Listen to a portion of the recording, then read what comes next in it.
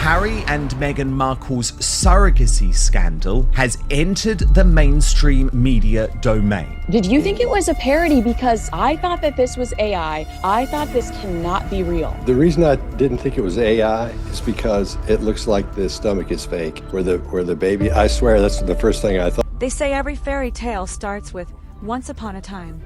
In Meghan Markle's case, her story has been told in different ways across various interviews. According to public discussion, her pregnancy experiences have been shared in ways that some viewers find varied or evolving. Meghan at the Albert Hall. How many weeks pregnant was she supposed to be? Was it about 8 weeks? And she looks as if she's at least 5 months pregnant. According to public discussion, her experiences of pregnancy have been shared in ways that some viewers describe as varied or cinematic, highlighting different aspects of the journey in each account. Meghan Markle told the world she was a fraud. Perhaps we should have all listened. In one interview, Meghan Markle shared glowing moments of early motherhood, painting a picture of joy and excitement. In another, she discussed the challenges and emotional ups and downs that come with pregnancy and parenthood. These shifts in focus have sparked lively discussion among viewers, as many reflect on how personal experiences can be complex, evolving, and sometimes difficult to capture in a single story. And that ridiculous story about how they first met, the whole thing was a tissue of inaccuracy, to be polite. These differences in Meghan Markle's interviews have kept many viewers intrigued. Tom Bower doesn't make accusations. He presents observations and highlights variations in the narratives, allowing the audience to reflect and form their own interpretations. When it comes to her pregnancy story, Bower's research points to intriguing shifts and inconsistencies in the way events were described, sparking discussion about how personal experiences can be shared differently in different contexts. And also, why is the belly several shades browner than anywhere else? It's not supposed to be brown. Observers have noted that Meghan Markle's pregnancy story, as shared in public interviews, often highlighted different moments, from joyful baby kicks and lighthearted anecdotes to more reflective discussions of challenges she faced. Over time, the way these experiences were described sometimes shifted, capturing the attention of viewers who found the evolving narratives intriguing and thought-provoking. Do you remember Meghan actually refused to use the hospital that was usually used by royals and refused to use all of the normal medical staff, and there was all of the weirdness over the timing of the birth of... Public observers have noted that Meghan Markle's tone and focus sometimes varied across different interviews and platforms. On one show, she shared playful moments and lighthearted stories. On another, she discussed personal challenges and emotional experiences. Tom Bower, known for his detailed observations, doesn't make accusations. Instead, he presents these accounts side by side, allowing viewers to reflect on how personal experiences can be shared differently depending on context and audience. What may appear as shifts in focus to some are seen by others as natural variations in storytelling. They were like, I just saw this picture I'd forgotten about when you were so pregnant with Archie. I mean, I gained 65 pounds with both pregnancies. Oh my God, you're so tiny. And you're in these 5-inch, I always just wear my 5-inch pointy-toed stilettos. They're like, you have the most enormous bump, and your tiny little ankles are bracing themselves in these high heels, but all of my weight was in the front. Right. So you're just going, how on earth? Like people, How on earth? How on earth am I not just tipping, face planting? It's like, this is why I'm always clinging very closely to my husband. Please don't let me fall. Yeah. As Tom Bower reviews the different accounts, it's clear that Meghan Markle's pregnancy story has been shared in multiple ways across interviews and public appearances. Observers have noted that the timelines sometimes appear to shift, with different interviews highlighting various moments of her experience. Some viewers have found these variations intriguing, reflecting on how personal stories can be told differently depending on context and timing. For Bower, these shifts are an example of storytelling and perspective, showing how experiences can be perceived in multiple ways without implying any error or intent. It's actually torture to listen to that woman now, because every other word out of her mouth is a lie. None of it really makes sense. Royal watchers have pieced together Meghan Markle's pregnancy story like a detective assembling a puzzle. Each interview and appearance added a new layer, moments of joy and playfulness, moments of reflection and challenge.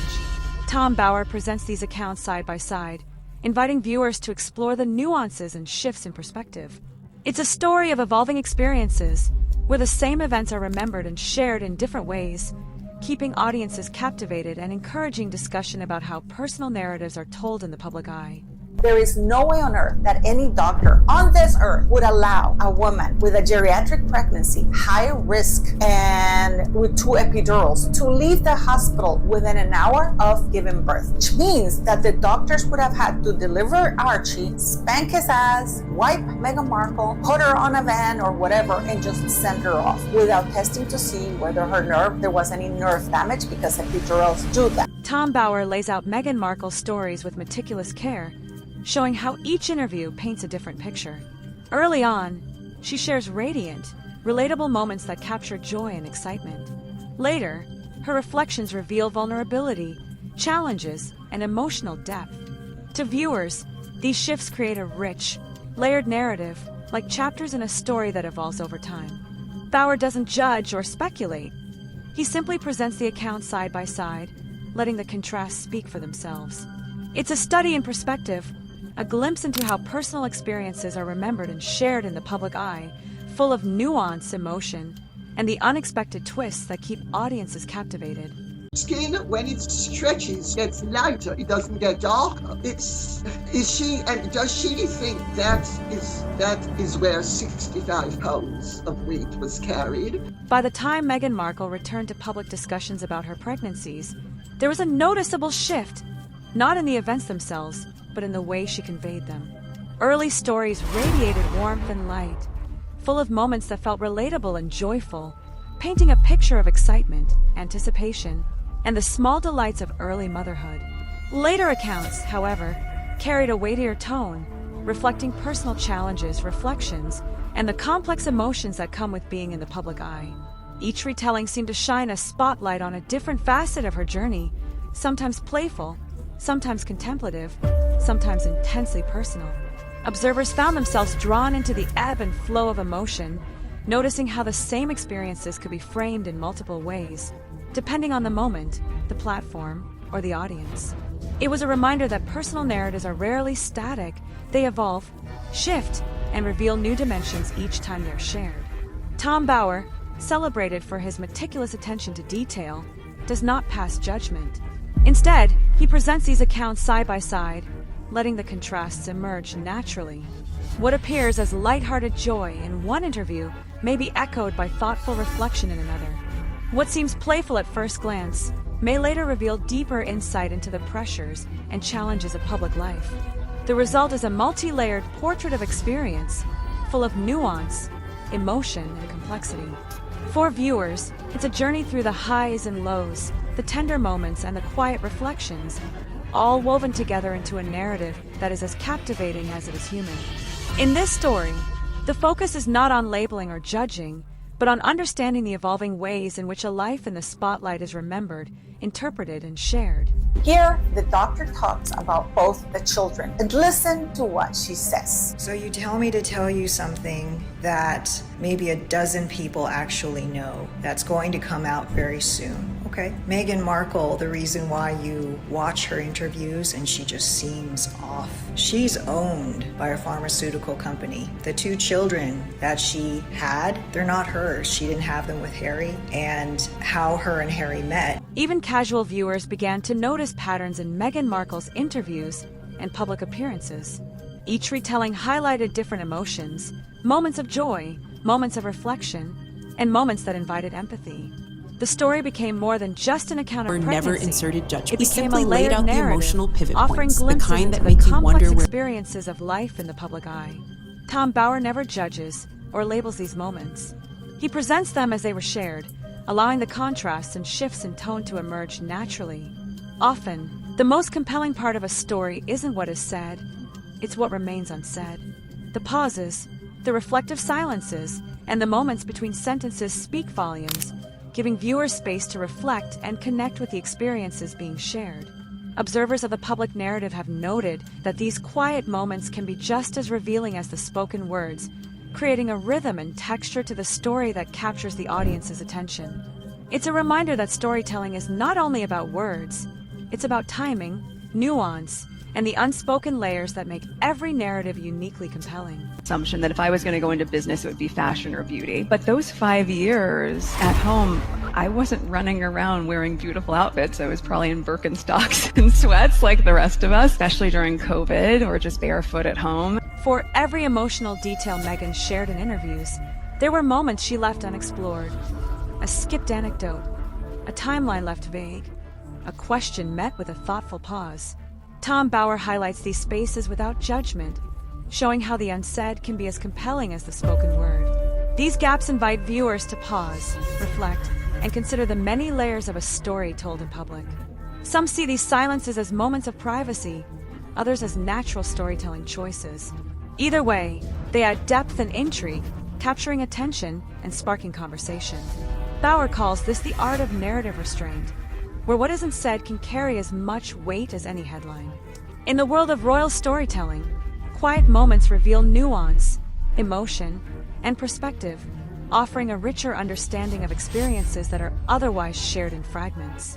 She was stupid enough to show her skinny arms. Well, if the weight didn't go on her arms, it didn't go on her face, it didn't go on her legs, it didn't go on her bust, where did that 65 pounds go? Tom Bauer doesn't raise his voice or pass judgment. Instead, he carefully arranges the details, letting the spaces between words carry their own weight. Observers describe his approach as meticulous, almost surgical, presenting accounts in a way that highlights contrasts and invites reflection. He doesn't label anyone or call out dishonesty.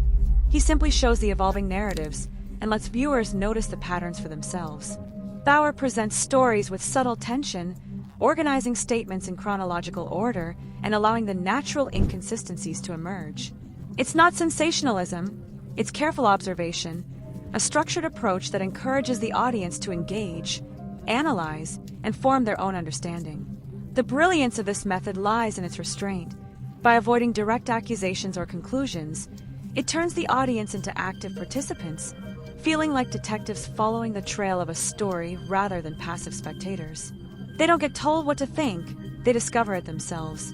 Journalists. She takes incidents and she just melds them together to come up with a narrative that she wants to propound. But it doesn't make any sense. None of it adds up. Bauer's observations reveal that the most compelling part of the story isn't any single event. It's how the narrative evolves over time. Facts shift, tones change, and the story adapts across different interviews and platforms, creating a complex and multi-layered picture. To him, this pattern isn't about truth or falsehood, it's about the art of storytelling and how narratives can take on a life of their own. Once Bauer's insights entered the public domain, the story became a shared experience, sparking discussion and curiosity across social media, YouTube channels, and podcasts. Each clip, each quote, each interpretation adds a new layer to the conversation. Look at Archie swing from side to side, proving that he wasn't only an athlete in terms of being able to deep dive like Tom Daley, but he was an acrobat like one of the Wallenda brothers, and sailing across from side to side as if he were crossing the Niagara Falls on a high wire. Swoosh to the left, swoosh to the right. The power of this saga lies not in any single fact, but in the fascination it sparks. People aren't just debating what happened, they're captivated by how the story unfolds and evolves. Each new interview, every selective detail, and each moment of silence creates intrigue, keeping audiences engaged and curious. Bauer's approach highlights patterns, contrasts, and shifts in the narrative, letting viewers explore the story from different angles without passing judgment.